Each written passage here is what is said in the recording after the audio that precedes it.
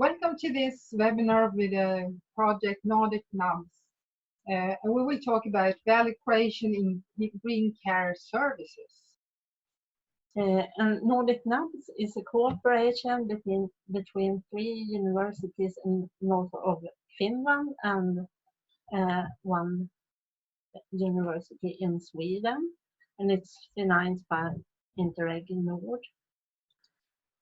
My name is Gunilla Johansson. I'm a PhD student on Luleå University of Technology, the Department of Health Science and the Division of Nursing.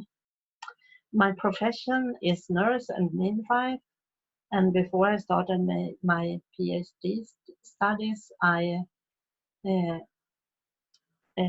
teach on nurse education here at LTU. My name is Jeaneth Johansson, and I'm a professor in entrepreneurship and innovation here at Luleå University of Technology. And I'm also a professor at Halmstad University, connected to the environment of entrepreneurship, innovation, and learning research. My main research fields are within business modeling, and I'm particularly interested in new business models, new technology, new markets. It's really interesting. But I'm also interested in the assessment of business models. How are values created, and how are other types of actors than the company themselves thinking about the business models.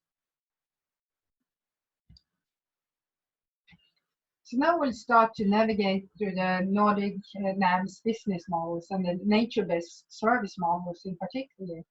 And we want to know, what is actually green care? Green care is method based on professionals' responsible and goal-oriented use of the nature in offering social and healthcare service. Green care can be activities often carried out in natural environment on a farm, but can also be used in cities and other environments. Green care aim to promote health and quality of life and well-being offered through nature participation experiences.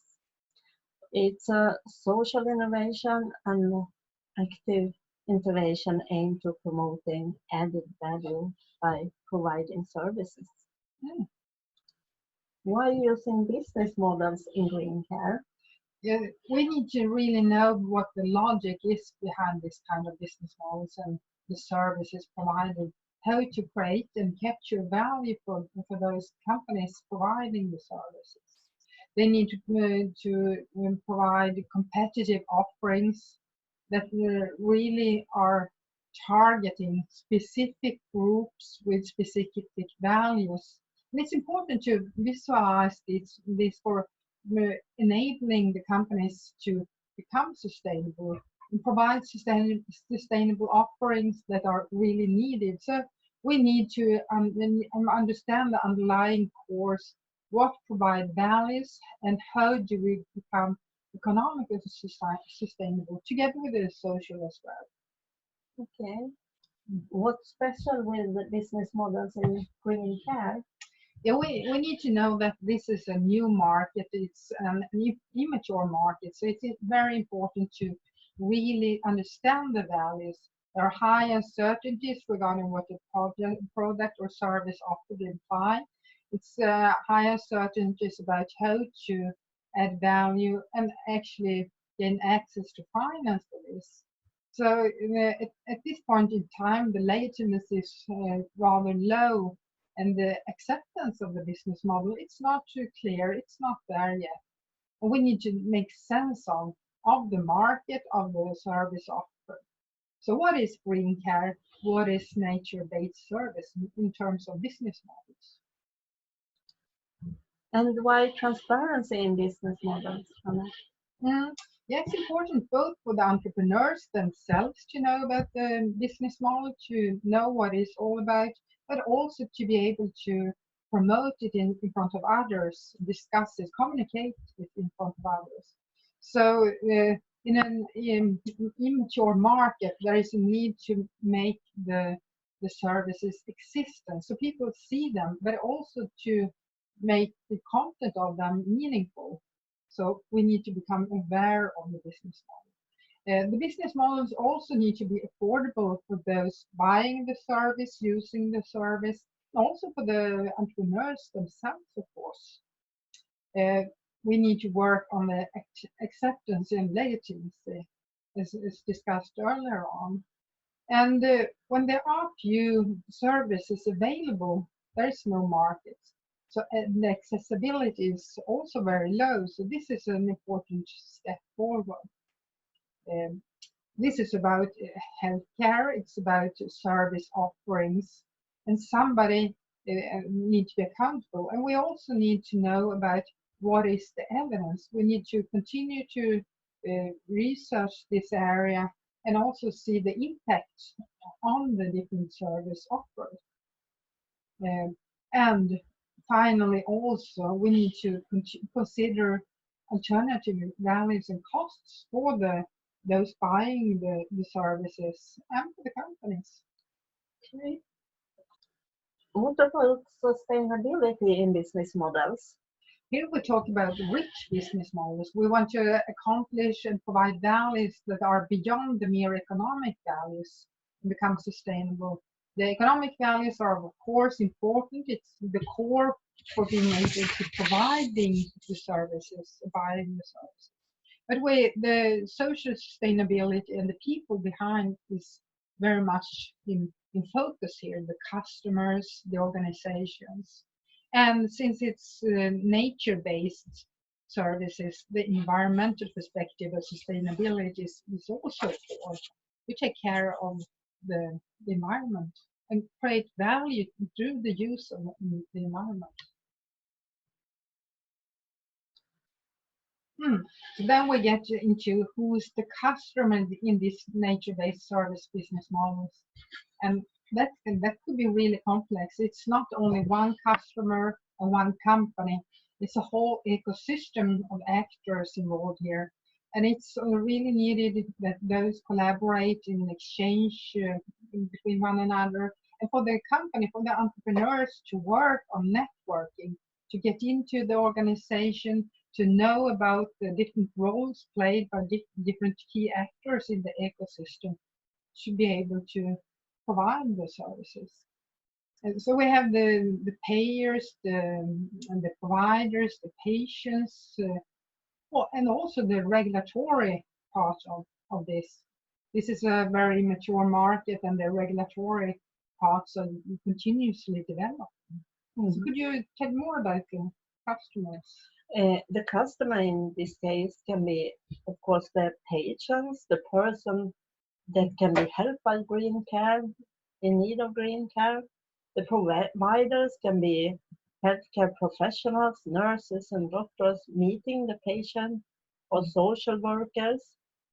The payers can be the county council or the municipality, and the suppliers is the entrepreneurs in green care offering green care service. So for understanding the nature-based service business model, we need to go deeper into the service offered here and into the customer channels that are used and how the interaction take place. Can you tell us more about that? It's a green care service is divided into 4 core areas. It can be activities with animals, as for example horse or dogs. It can be activities in nature like forest bathing, and one quite common green care is garden therapy, but it can also be activities on farms, like participate in daily activities on a farm. So the next step is to get to know more about the customer segments. Who are the customers that could be provided with this type of services? Could you please tell us more about that? Green care can be a good alternative for several target groups. It can be an alternative form of healthcare for people with, for example, stress-related illness, mental illness, or dementia. Green care can be an activity for people out of work or school, like a way back to manage ordinary work. It can also be an alternative for children or adolescents with learning disabilities. So you see, it can be quite several target groups. So the end user, the customer, the final customer can be many different types Yes. of customers. Yeah. So we talked about that there are many groups that could be targeting for this type of services, but we need to get deeper into the actual customer. Who is the customer and what values can be provided to the particular group of customers? So let's take a Swedish example and continue with the customer and user stress related. Stress increases in our society, and many people feel experience of stress. It is more common in women and younger people and in men and older people. And here with stress-related illness, nature-based service models can be a good alternative of care. You talked about stress that is more important among women than men. And let's continue with the example, illustrating an example of the customer here. Yes, we will talk about value creation based on a fictitious scenario. We're thinking of a 43-year-old woman with exhaustion disorder on sick leave from her work in elderly care. She can be helped by green care. Is she the customer, or is she the only customer here? Of course, she is one of the customers in this case, but also the nurse or the doctor she meets when she seeks care at, for example, her healthcare center. The nurse or doctor she meets there want to give her good care and want a good alternative care to offer her. But there is also an organization paying for her care, in this case the county council, and they are also a customer in this case. So the entrepreneur needs to go back to the whole ecosystem to really understand the collaboration, the key actors needed, and work on networking, understanding the market and the particular customer in its context. Yes, to meet the woman, yeah. the woman who wants need help. So now we know about this particular stress-related customers, the woman, and the ecosystem around. And what else do we need to know about the customer needs, what the gains provided to different key actors, and also the pains that can be relieved through the business models. Let's we think about the woman again, and we will give an example of value creation inspired by Osterwalder's customer profile and value mapping. At first, the customer profile is created to understand what needs the customer have, what they want to reach. In this case, the woman with exhaustion disorder, she wants balance in her life and she wants well-being. The nurse wants to give the woman good care and to promote her health. And the county council wants good public health. The gain they seek by a care, as for example green care in this case. The woman, she wants recovery and improved health. The nurse wants opportunity to offer good care, and the county council wish cost-effective care and improved public health. The pain is problems or obstacles the customers want to avoid or get rid of. In this case, the woman, She wished to avoid social isolation, and she don't want to feel that she can't handle anything. The nurse, she feel lack of time, and she had no alternative care to offer the woman. And the county council think that there is a lack of care to offer. So the customer profile give a picture of the customer's needs and what service they can benefit from. Mhm. So this customer profile will make the business model more transparent. We can know about the values provided and also develop a more aware business model. So we continue to navigate through the business model and making the business model more transparency and go into the value map where the product and services are more crystallized, where we get to know more about the gain creators and also more about the pain reliefs. Can you tell us more about that, Gunilla? Green Care offer the product service Green Care can offer the woman is a stress-free environment and meaningful activities, maybe with animals or forest bathing. The Green Care offer the nurse an alternative to present for the woman, and it's an alternative to county council also to promote health for the inhabitants. So that's what the service give the customers. The gains by Green Care is for the woman recovery from stress and strengthened self-efficacy.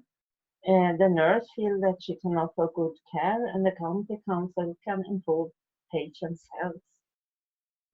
And how can the service relieve the customer's pain? Yes, but by a supportive social context and activities that the woman can handle.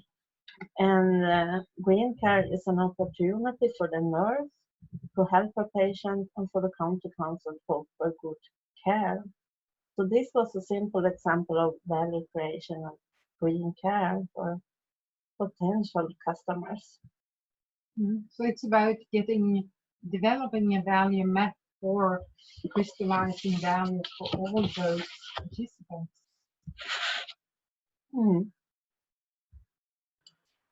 Now we are reaching the end of this webinar, and we can conclude that there are a lot of values that need to be taken care of. We need to have the financial resources to provide the values to customers. The entrepreneur needs this, and the users also need that. But it's not only about the financial values. The social values are the core of these health innovation business models.